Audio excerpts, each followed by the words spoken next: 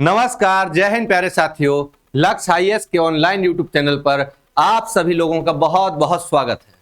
चलिए शुरू करते हैं एक नया आंसर।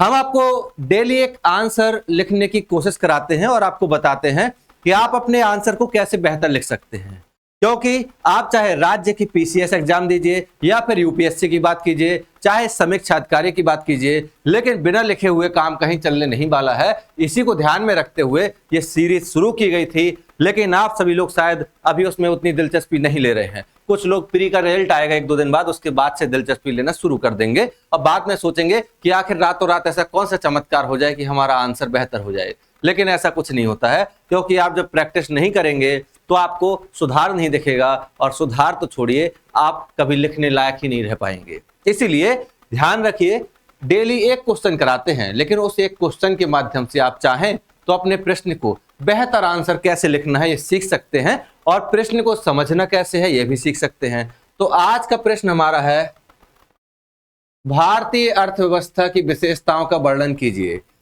यहां पर बड़ा सिंपल सा प्रश्न आपको लग रहा होगा कि सर एक तो एकदम सिंपल सा प्रश्न आ गया है, लेकिन ध्यान रखिएगा, कभी कभी जो जितना सिंपल प्रश्न आपको दिखाई देता है ना, उतना ही आपके पास आंसर नहीं होता है। अभी आपसे कह दिया जाए कि इस प्रश्न के आप 10 पॉइंट बता दीजिए, तो आप 10 पॉइंट नहीं बता पाएंगे। यही सच्चाई है। एक प्रश्न पूछ दिया था यूपीएससी ने कि भारतीय संविधान में जो मौलिक कर्तव्य दिए हुए हैं उनको गिनाइए। अधिकांश लोग उस प्रश्न को नहीं कर पाए थे, क्योंकि 11 मौलिक कर्तव्य उनको एज इट इज याद नहीं थे। ये हाल होता है। इसीलिए जब भी ऐसे प्रश्न आते हैं तो समझ जाइए समस्या ज्यादा बड़ी है। तो इसमें सॉल्व करते हैं।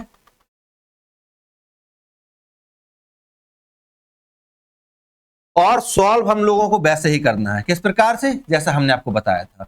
सबसे आसान तरीका है कि सबसे पहले आप अपने प्रश्न में समझिए आपको करना क्या है। तो पहला पॉइंट है, आपको भूमिका तलाश करनी है, यानी रोल, जिसको आप कहते हैं भूमिका लिखनी है। और भूमिका लिखने का सीधा सीधा मतलब है कि जो आपसे प्रश्न पूछा गया है, उस प्रश्न से संबंधित जो बुनियादी बातें हैं, जो आप समझ पा रहे हैं, उसको आप शुरुआत में लिख दीजिए। और यदि 250 वर्ड में आपसे प्रश्न पूछा गया है तो यहाँ 45 से 50 शब्द में लिख दीजिए। और अगर सिर्फ 150 वर्ड में पूछा गया है तो आप सिर्फ यहाँ 30 to 35 वर्ड में यहाँ लिख दीजिए। बस इतना आपको करना है। इसके बाद आता है मुख्य भाग, यानी मिडिल पार्ट।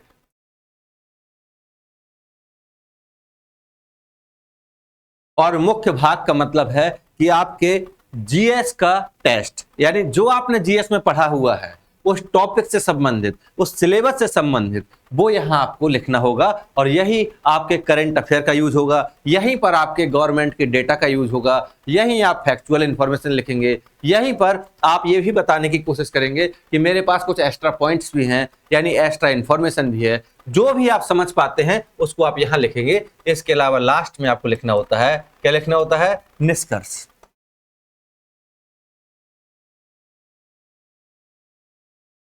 यानी कंक्लूजन। कंक्लूजन का मतलब बड़ा सिंपल सी बात है कि आपने सब कुछ तो यहां कह दिया है, भूमिका भी आपने बता दी है, मुख्य भाग भी आपने बता दिया है।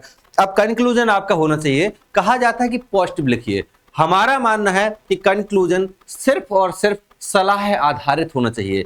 यानी आपने इतनी सारी बात यहां बता दी है, लेकिन कुछ लोग क्या लिखते हैं, कंक्लूजन लिखेंगे किसी टॉपिक पर तो लिखेंगे हाँ इस प्रकार से गंभीर समस्या, इससे निपटने के लिए उचित प्रयास किए जाने चाहिए। अरे तुमने लिखा कहाँ है, इसमें कुछ भी तो नहीं लिखा है। ना तो सरकार को, ना ही आयोग को आपने कोई सलाह दी हुई है। ऐसे कैसे अधिकारी बनोगे जब तक आपके पास समस्या का प्रॉपर इलाज नहीं है, काहे के अधिकारी। वही बात है।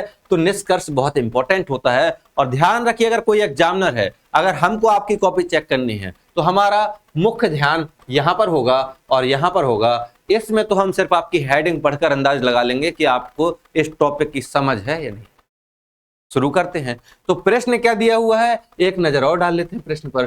प्रश्न में कहा है कि भारतीय अर्थव्यवस्था की विशेषताओं का वर्णन कीजिए। सिंपल सी बात है, यहां पर आपसे कहा गया है कि भारतीय अर्थव्यवस्था, ना तो आपको अमेरिका की अर्थव्यवस्था की बात करनी है, ना ब्रिटेन की, ना जापान की, ना जर्मनी की। आपका पूरा का पूरा फोकस होना चाहिए भारतीय अर्थव्यवस्था पर। और यहां कहा गया विशेषताएं। अब कुछ लोगों के दिमाग में यह भी रहता है कि सर विशेषताओं का मतलब ऐसा तो नहीं है कि खाली पॉजिटिव चीजें लिखनी होंगी।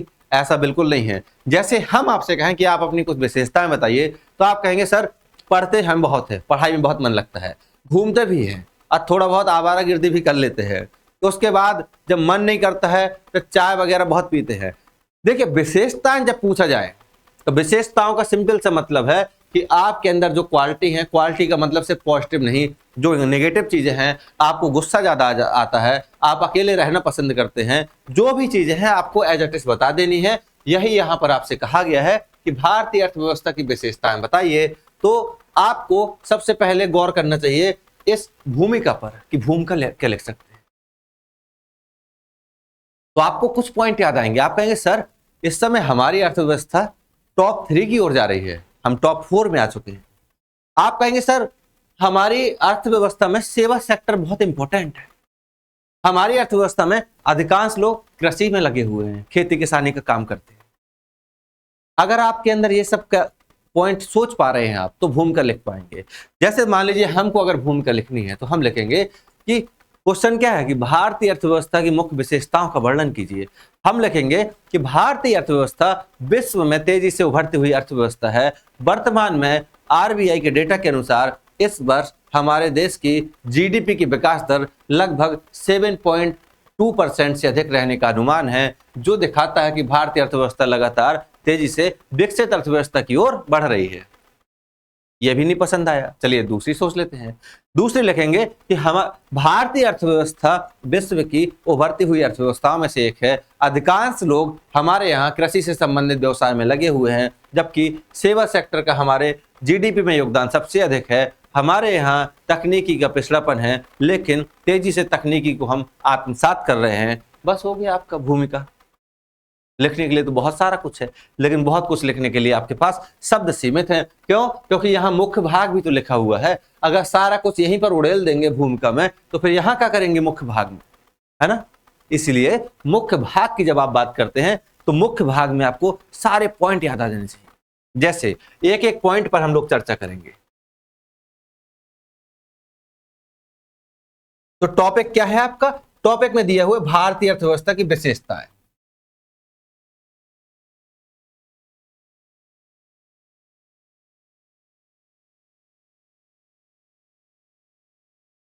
अर्थव्यवस्था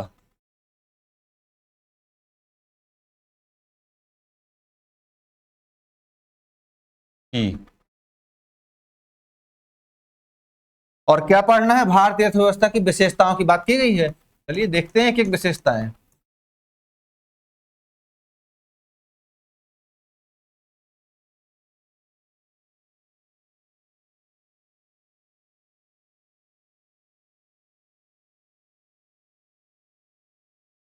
अब यहां पर हम लोगों को बात करना है कि हमारे अर्थव्यवस्था में कौन कौन सी विशेषता है। यहां पर पॉइंट भी हम जिक्र करेंगे, यहां पर एक एक को समझने का बारीक तरीके से प्रयास करेंगे, इसलिए कोई जल्दबाजी नहीं, आराम आराम से समझेंगे। यहां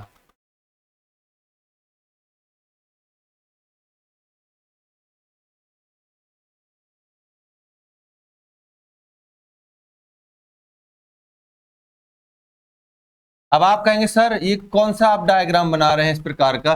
तो देखिए आप बना सकते हो तो आप बनाइए, नहीं बना सकते हो तो कोई मतलब ही नहीं है। लेकिन ये आपको शॉर्ट नोट्स जिसको आप कहते हैं, यानी ऐसे नोट्स जिसको आप एक नजर देख लें और पेपर देने चले जाएं तो आपका पेपर अच्छा जाए, वही होते हैं शॉर्ट नोट, वही होते हैं स्मार्ट नोट। क्योंकि एग्जाम के टाइम पर आप इतना ज्यादा वर्क नहीं कर सकते हैं, इसीलिए तो सबसे पहले हम लोग एक एक की बात करेंगे। आपको पता है कि भारतीय अर्थव्यवस्था मिश्रित अर्थव्यवस्था है, यानी हम लोगों ने पूंजीवादी और समाजवादी दोनों ही अर्थव्यवस्थाओं के बहुत महत्वपूर्ण जो लक्षण हैं उनको ले लिया है, और ऐसी आर्थिक प्रणाली जिसमें समाजवादी और पूंजीवादी दोनों की विशेषताएं देखने को मिलती हैं, उसी को कहा जाता है मिश्रित अर्थव्यवस्था। अब यहां आपको कहीं भी ये नहीं लिखना है कि मिश्रित अर्थव्यवस्था का मतलब क्या है, आपको ध्यान रखना है इस चीज को, ठीक है? मिश्रित अर्थव्यवस्था, अर्थव्यवस्था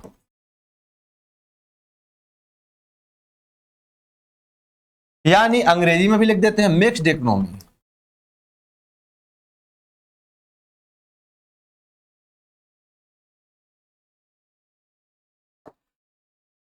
तो पहला पॉइंट आप लिखेंगे कि जैसे आपने भूमिका लिखी हुई थी, भूमिका में आपने लिखा था कि भारतीय अर्थव्यवस्था एक उभरती हुई अर्थव्यवस्था है, हमारे देश की अधिकांश आबादी कृषि से संबंधित कार्यों में लिप्त है, जबकि सेवा क्षेत्र का हमारे देश की अर्थव्यवस्था में जीडीपी में महत्वपूर्ण योगदान है। वर्तमान में भारत दुनिया की सबसे तीव्र गति से बढ़ती हुई अर्थव्यवस्था है। अब आगे लिखिएगा मुख्य पार्ट में। मुख्य पार्ट कैसे लिखेंगे?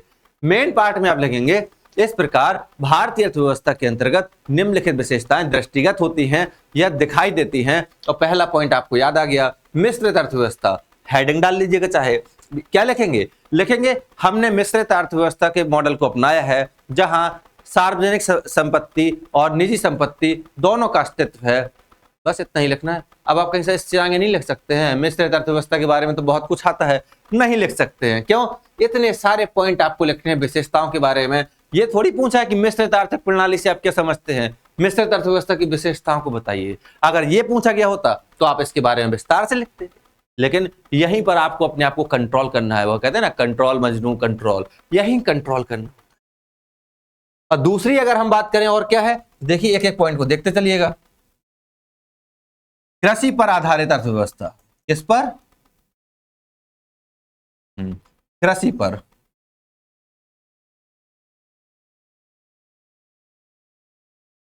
कृषि पर आधारित अर्थव्यवस्था।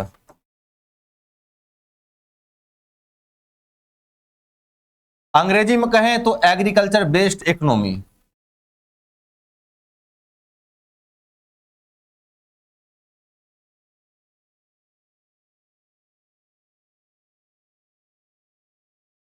इसका मतलब क्या है? आप कहेंगे कि सर हमारे देश में अधिकांश लोग यानी 50% से अधिक लोग अभी भी प्रत्यक्ष रूप से खेती किसानी पर निर्भर हैं। यानी कि जो काम करने वाली आबादी है उसका 55% के लगभग लोग सिर्फ खेती किसानी पर निर्भर हैं, कृषि पर निर्भर हैं। इसीलिए हमारे देश की अर्थव्यवस्था कृषि प्रधान अर्थव्यवस्था है और कृषि को कहा जाता है भारतीय मानसून का जुआ, यानी मौसम का जुआ। अगर मौसम अच्छा हो गया तो फसलें अच्छी हो जाएंगी, नहीं हुआ तो किसान बेचारा 2 वक्त की रोटी के लिए तरस जाता है। ये स्थिति है। तो कहेंगे सर इसमें लिखेंगे कि आप तो बहुत ज्यादा बता रहे हैं, कृषि पर आधारित अर्थव्यवस्था में तो हमारे पास बहुत पॉइंट है। तो देखिए आपके पास बहुत सीमित समय होगा। क्यों? क्योंकि अगर आप ये क्वेश्चन पूछा जाता कि भारतीय अर्थव्यवस्था कृषि प्रधान अर्थव्यवस्था है, इससे आप क्या समझते हैं, इस पर लिखिए, तो आप खूब विस्तार से लिखते, कोई दिक्कत नहीं। पर यहां लिखेंगे कि भारतीय कृषि या भारतीय अर्थव्यवस्था कृषि पर आधारित अर्थव्यवस्था है, क्योंकि हमारे देश में कार्यबल का अधिकांश हिस्सा अभी भी कृषि से संबंधित कार्यों में लगा हुआ है। बस हो गया। इसके आगे क्या लिखेंगे? जीडीपी में सेवाओं का योगदान। क्या लिखेंगे? जीडीपी में सेवाओं का योगदान। सेवाओं का योगदान।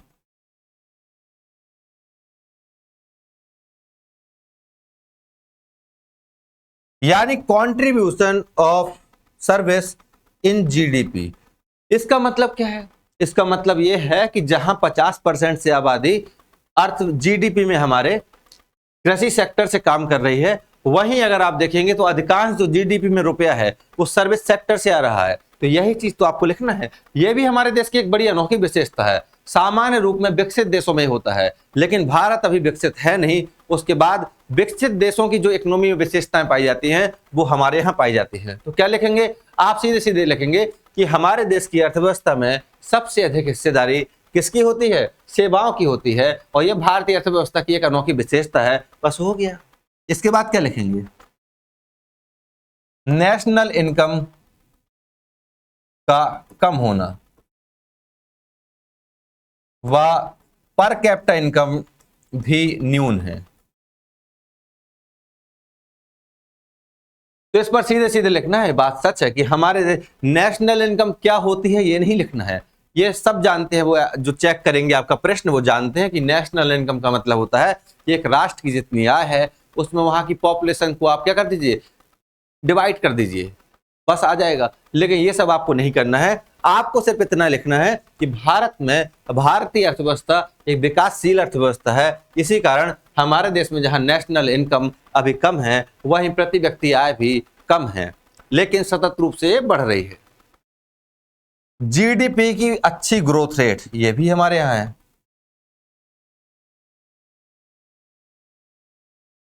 जीडीपी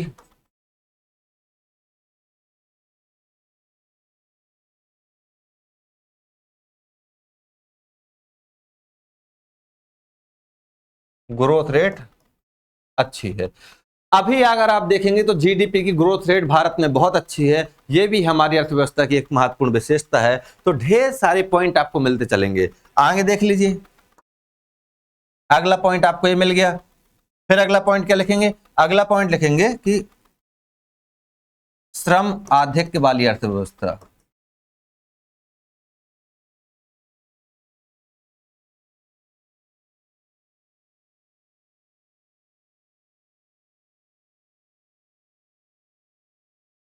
श्रम आधिक्य वाली अर्थव्यवस्था का मतलब ये कि हमारे देश में अगर आप देखेंगे कोई एक रोजगार होता है, उसके लिए 500 लोग पहले से फॉर्म भरे होते हैं। कारण क्या है? हमारे यहाँ श्रम की अधिकता है, बहुत अधिक श्रम है हमारे देश में। इसी कारण से बड़े पैमाने पर बेरोजगारी फैली हुई है, यह भी एक बहुत बड़ा कारण है। इसके अलावा अगर आप देखेंगे तो और क्या विशेषता नजर आती है? तकनीकी शिक्षा क्या है हमारे देश में? कम है। तकनीकी शिक्षा का स्तर न्यून है। यानी कि हमारे देश में अगर आप तकनीकी शिक्षा की बात करेंगे तो इसकी भी अभी बहुत अच्छी स्थिति नहीं है। इसी कारण से तो अधिकांश लोग साइबर क्राइम का शिकार बन जाते हैं। तो तकनीकी शिक्षा का भी अभाव पाया जाता है। साक्षरता का दर भी कोई बहुत अच्छा नहीं है, साक्षरता का दर भी न्यून है, साक्षरता का न्यून दर। साक्षर का मतलब होता है कि अगर आप 7 वर्ष के हैं या उससे अधिक के हैं, अपना नाम लिख लेते हैं और पढ़ लेते हैं, that means you are literate. लेकिन वो भी बहुत कम है। अब आप समझ सकते हैं साक्षरता की परिभाषा तो इतनी आसान दी हुई है, लेकिन हम लोग उस दायरे में भी मात्र 75-6% के लगभग आते हैं। सोच लीजिए, साक्षरता का न्यूनतम स्तर।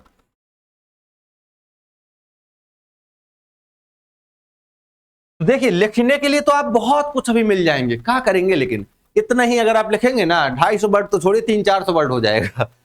यही दिक्कत, हमने कहा ना कि अगर आपसे अभी पूछा गया था तो आप ये 10 पॉइंट नहीं बता पाएंगे, लेकिन अगर हमको जोड़ना है तो अभी हम और जोड़ते जाएंगे। ये सब खेल होता है प्रैक्टिस का। आप जितना लिखने का अभ्यास करेंगे उतना ही बेहतर आप होते जाएंगे।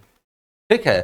तो जैसे मिश्रित अर्थव्यवस्था हो गया, कृषि पर आधारित अर्थव्यवस्था हो गया, और जैसे हमने बताया था कि हम लोग अभी विकासशील अर्थव्यवस्था है। कौन सी है? विकासशील अर्थव्यवस्था।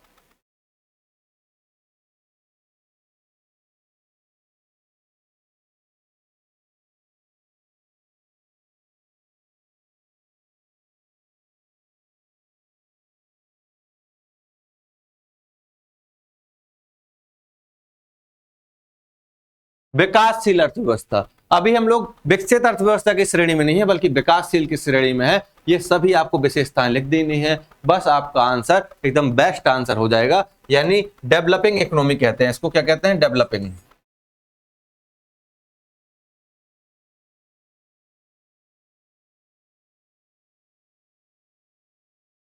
तो उम्मीद करते हैं कि ये प्रश्न आप समझ पाए होंगे कि इसकी भाषा क्या है। बेहद आसान है, बेहद सहज है, और इसी प्रकार से जब आप प्रश्नों को लिखना सीख जाएंगे, that means you are capable and you are able to qualify this exam, क्योंकि ये इस एग्जाम की बेसिक डिमांड होती है। अब इसका निष्कर्ष अगर आप सोचेंगे तो निष्कर्ष हम आपको नहीं बताएंगे, बस आपको इन सभी चीजों से निष्कर्ष लिखना है। क्योंकि अगर आपको देखना है कि निष्कर्ष कैसे लिखें तो पुराने वीडियो देखिए, सब में निष्कर्ष बताया है। आज पहला वीडियो छोड़ रहे हैं आपके लिए जहां निष्कर्ष आप बताएंगे, क्योंकि जब सब कुछ हम ही बता देंगे तो फिर आप करेंगे क्या। लेकिन इतना जरूर बता दे रहे हैं कि निष्कर्ष में आपको क्या लिखना है, थोड़ा सा पॉजिटिव होकर लिखना है और सलाह लिखना है कि यदि हम, जैसे मान लीजिए आप लिखेंगे कि उपरोक्त विशेषताएं भारतीय अर्थव्यवस्था की विशेषताएं हैं, लेकिन वर्तमान समय में हमें कृषि के क्षेत्र में आधुनिकीकरण को बढ़ावा देना चाहिए, सरकारी योजनाओं के माध्यम से किसानों को तकनीक उपलब्ध करानी चाहिए, और साथ में प्राइवेट सेक्टर का भी कृषि क्षेत्र में इन्वेस्टमेंट कराना चाहिए ताकि हमारा कृषि बेहतर हो सके। बस यही आपका निष्कर्ष होगा। तो उम्मीद करते हैं कि आपको समझ में आ गया होगा, और इस चीज को जो आपको इस श्रृंखला कराई जा रही है इसका बेनिफिट आप शायद अभी नहीं समझ पा रहे हैं, इसलिए आप ज्यादा नहीं जुड़ते हैं और ना ही उसमें कमेंट करते हैं। लेकिन चिंता मत कीजिए, एक दिन आपको ये सारी चीजों के लिए जब पैसा देना पड़ेगा उसके बाद समझ में आएगा। ठीक है? जब तक फ्री में सुविधाएं मिल रही हैं शायद उसका महत्व आप नहीं समझ रहे हैं। मिलते हैं अगले वीडियो में, तब तक के लिए बहुत बहुत धन्यवाद।